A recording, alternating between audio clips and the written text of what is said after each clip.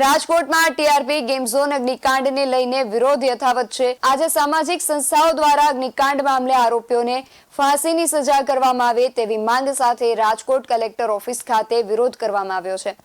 સામાજિક સંસ્થાના આગેવાનો હાથમાં પોસ્ટર, બેનર અને ન્યાયની દેવીનું સ્ટેચ્યુ લઈને પહોંચ્યા હતા। રાજકોટના ટીઆરપી ગેમ ઝોન અગ્નિકાંડના પીડિત પરિવારજનોને 2 દિવસ અગાઉ ગાંધીનગર ખાતે મુખ્યપ્રધાન અને રાજ્યકક્ષાના ગૃહપ્રધાન સાથે મુલાકાત કરી હતી।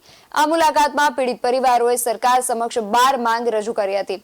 જો આ માંગણીઓ સ્વીકારવામાં નહીં આવે તો પીડિત પરિવારો રાજકોટથી ગાંધીનગર સીએમ હાઉસ સુધી કૂચ કરશે।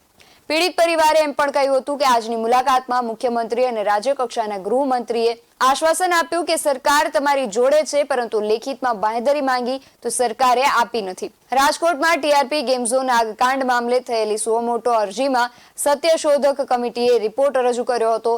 આ રિપોર્ટમાં urban housing and urban development વિભાગના પ્રિન્સિપાલ સેક્રેટરી અશ્વિની કુમારે રાજકોટના મ્યુનિસિપલ કમિશનરને બચાવવા પ્રયત્ન કર્યો હોવાની કોર્ટે ટકોર કરી છે। તેમાં એવી રજૂઆત કરી છે કે રાજકોટના મ્યુનિસિપલ કમિશનર દરેક બાબતોને વ્યક્તિગત જુએ તે શક્ય નથી।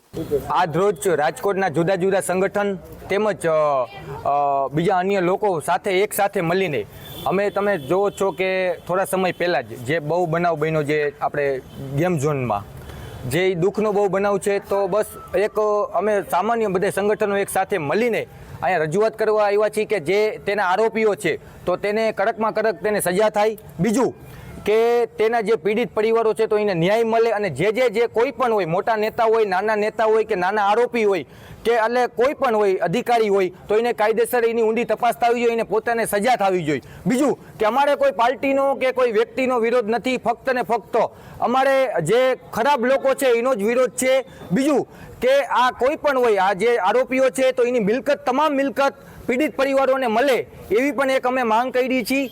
બીજું કે આમાં કોઈ પણ અમને ઊંડી તપાસ થાય કે આવા બનાવ ન બને એવી અમે રજૂઆત સાથે અહીંયા કલેક્ટર ઓફિસે રજૂઆત કરવા આવ્યા છીએ। લોકો અમને પણ ઘણા કહેતા હોય છે કે તમે અત્યાર લગી ક્યાં હતા, તો અમે એ લોકોને બસ એ જ કહીએ છીએ કે અમે કોઈ ભગવાન કે કોઈ સરકાર નથી, માત્ર ને માત્ર અમે પણ એક સામાન્ય તમારી જેમ લોકો જ છીએ। એક સંગઠનની હિસાબે કોઈ જો બ્લડની સેવા કરતા હોય, કોઈ ગાયની સેવા કરતા હોય, કોઈ યાત્રાની સેવા કરતા હોય, આવી રીતે અવારનવાર બધા સેવા કરતા હોય ને બધા અહીંયા આવતા હોય, તો એક લાગણી છે એ હિસાબે અમે એક રજૂઆત કરવા આવ્યા છીએ કે પીડિત પરિવારોને ન્યાય મળે અને આ લોકોને જે આરોપીઓ છે એને કડકમાં કડક સજા થાય। એ હિસાબે અમે આજે જે ન્યાય દેવી જે મૂર્તિ છે એની મૂર્તિ સાથે રાખીને અમે અહીંયા આંખની પટ્ટી સાથે અમે એ જ કહીએ છીએ કે તમે આ કેસ એવો છે તો આંખની પટ્ટી ખોલીને આ આરોપીઓને સજા આપો, આ નરાધમોને સજા આપો, એવી રીતે અમે આજ ન્યાય જે છે એ મૂર્તિ લઈ આવ્યા હતા। સાલ સપ્પા સાથે મીત ભાયાણી, રાજકોટ।